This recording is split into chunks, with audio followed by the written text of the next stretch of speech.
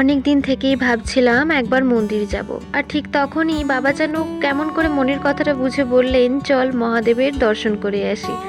ব্যাস, এ তো মেঘনা চাইতেই জল। হাই, আমি সুচরিতা, অনেকে আবার আমাকে প্রীতি বলেও ডাকে। আজ অনেক দিন পর একটু কাজল পরলাম, জানো তো। সচরাচর কাজল লাগানোই হয় না, কারণ আমার মনে হয় কাজলে আমায় ঠিক মানায় না। তবে আজ কেন জানি ভারী ইচ্ছে হলো। মা, বাবা আর দুই কাজিনকে নিয়ে বেরিয়ে পড়লাম। মন্দিরটা বাড়ি থেকে বেশ খানিকটা দূরে, কিন্তু যেখানে শান্তি লুকিয়ে থাকে সেই পথের দূরত্বটা না আর গায়ে লাগে না। এই মন্দিরটা আমার মনের অত্যন্ত কাছের। প্রতি বছরের শুরুতে এখানে না এলে আমার যেন বছরটাই ঠিকভাবে শুরু হয় না। এখানে পা রাখলে এক অদ্ভুত প্রশান্তি পাওয়া যায়। আসলে মহাদেবের সামনে দাঁড়ালে আমি সব কিছু ভুলে যাই। ওনার কাছে আমার কোনো বিশেষ চাওয়া পাওয়া নেই, শুধু এই আশীর্বাদটুকুই থাকুক যেন সারা বছর মনের এই শান্তিটুকু সাথে থাকে। তোমরা সবাই ভীষণ ভালো থেকো, আমিও ভালো আছি। দেখা হচ্ছে খুব তাড়াতাড়ি।